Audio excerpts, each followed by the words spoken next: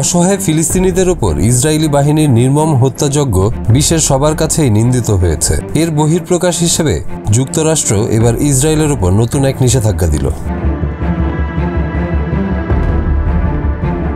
গাজা যুদ্ধের উত্তেজনার কারণে ব্রিটিশ সরকার আগামী মাসে লন্ডনে অনুষ্ঠিতব্য বৃহত্তম অস্ত্র মেলায় ইসরায়েলি কর্মকর্তাদের অংশগ্রহণের উপর নিষেধাজ্ঞা আরোপ করেছে। ব্রিটিশ প্রতিরক্ষা মন্ত্রণালয় শুক্রবার এ তথ্য নিশ্চিত করেছে। সেপ্টেম্বর 9 থেকে 12 পর্যন্ত অনুষ্ঠিতব্য এই দ্বিবার্ষিক মেলাটি বিশ্বের অন্যতম বৃহৎ অস্ত্র বাণিজ্য প্রদর্শনী। এই নিষেধাজ্ঞার পেছনে মূল কারণ হল ব্রিটেন ইতোমধ্যে ইসরায়েলের বিরুদ্ধে অস্ত্র রপ্তানি লাইসেন্সের কিছু অংশ সাময়িকভাবে স্থগিত করেছে, মুক্ত বাণিজ্য আলোচনা স্থগিত রেখেছে এবং গাজা অভিযানের কারণে 2 জন চরমপন্থী ইসরায়েলি মন্ত্রীর ওপর নিষেধাজ্ঞা আরোপ করেছে।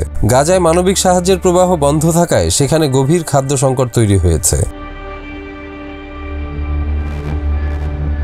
ব্রিটিশ সরকারের বিবৃতিতে বলা হয়েছে, ইসরায়েলি সরকারের গাজায় সামরিক অভিযান আরও বাড়ানোর সিদ্ধান্ত একদমই অমানবিক। এই যুদ্ধে এখনই কূটনৈতিক সমাধান দরকার, সেই সঙ্গে যুদ্ধবিরতি, বন্দীদের মুক্তি এবং গাজার মানুষের জন্য মানবিক সাহায্যের বৃদ্ধি নিশ্চিত করতে হবে।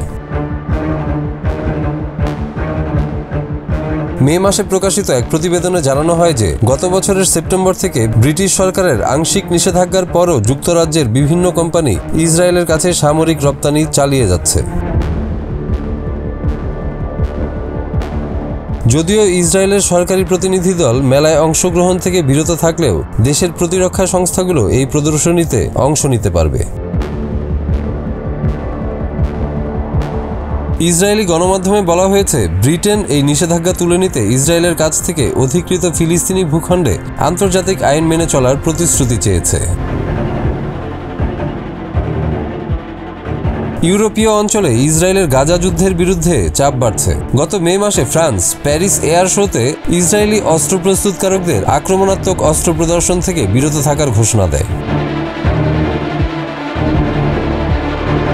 শেফেল্ডে আগামী শনিবার কোপেনহেগেনে ইউরোপীয় ইউনিয়নের পররাষ্ট্রমন্ত্রীরা আরও কঠোর নিষেধাজ্ঞার বিষয়ে আলোচনা করবেন।